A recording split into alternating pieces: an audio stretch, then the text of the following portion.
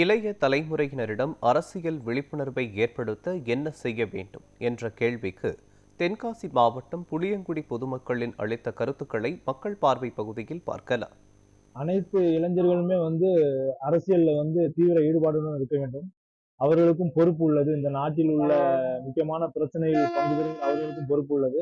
இளைஞர்களுக்கு மூத்த அரசியல் நிர்வாகிகள் அவர்களுக்கு இப்போ உள்ள அரசியல் சூழ்நிலை, அரசியல்ல என்னென்ன இருக்கு அப்படிங்கிற ஒரு வழிகாட்டியா இருந்து அவர்களுக்கு அரசியல்லையும் ஒரு ஈடுபாடு ஏற்படக்கூடிய வண்ணத்துல அவங்களுக்கு ஒரு சில விளக்கங்களை மூத்த அரசியல்வாதிகள் கொடுக்கணும். அரசியல்ல இன்ட்ரெஸ்ட் இருக்கு, பட் எந்த அளவுக்கு இருக்குன்னா எல்லாமே இந்த செல்போன்ல தான் இருக்கு.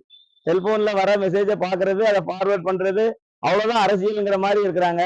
சோ அதை தாண்டி இளைஞர்கள் என்னோட முக்கியத்துவம் எப்படி இருக்கணும்னா, விவேகானந்தர் என்ன சொல்லியிருக்காருன்னா, அந்த காலத்துல எந்த விதமான டெக்னாலஜி இல்லாத காலத்துல 100 இளைஞர்களை கொடுத்தா இந்தியாவை வல்லரசு ஆக்கிறோம் இருக்காரு.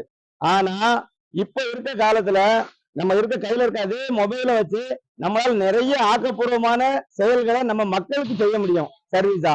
ஆனா அதுக்கான எந்த முயற்சியும் இளைஞர்கள் எடுக்கிற மாதிரி தெரியல. முதல்ல இப்போ உள்ள இளைஞர்கள் இளைஞர்களா இருக்கணும். இருந்தாதான் அரசியல் விழிப்புணர்வை பத்தி அவங்க கிட்ட கொண்டு வர முடியும்.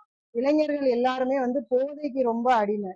போதைங்கிறது போதை பொருள் மட்டும் கிடையாது, செல்போனும் ஒரு போதை தான். செல்போன் அதிகமா பாக்குறதுனாலையும் அவங்க இப்போ ஒரு யூடியூப்ல ஒண்ணு பாக்குறேன்ட்டு எடுத்துட்டு அதே அரை மணி நேரம் 1 மணி நேரம் டைம் எப்படி வேஸ்ட் ஆகுதுங்கிறதே தெரியாத லெவலுக்கு அவங்களுடைய நேரத்தை ஃபுல்லும் கேம்ஸ்லயும் இந்த மாதிரி ஷார்ட்ஸ் பாக்குறதுலயும் அவங்களுடைய நேரம் ஃபுல்லும் போகுது. அதே மாதிரி அந்த காலத்துல ஒரு பள்ளி குழந்தைகள்கிட்ட கூட நம்மகிட்ட போதை பொருளை ஒரு பெரிய ஆள்கிட்ட கூட பார்க்க முடியாது. இப்போ ரொம்ப சரளமா ஸ்கூலுக்கு போகக்கூடிய ஒரு பையன்கிட்டையோ பொண்ணுகிட்டையோ காலேஜ் படிக்கக்கூடிய ஸ்டூடெண்ட்ஸ் மத்தியிலையும் போதை பொருள் அது அளவுக்கு அதிகமா புழக்கத்துல இருக்கு. இப்படி இருக்கும்போது அவன் தன்னைத்தானே ஒரு மனிதன் உணர்றதையே அவன் மறந்து இருப்பான். அவன் அரசியலுக்குள்ள கொண்டு வரணும்னா முதல்ல போதை பொருள் கட்டாயமா ஒழிக்கப்படணும். தன்னோட நாட்டை பத்தியும் தன்னோட வீட்டை பத்தியும் அவனுக்கு எல்லா உணர்வும் வந்துரும். அரசியல் ஈஸியா இளைஞர்களினுடைய மத்தியில வந்துரும்.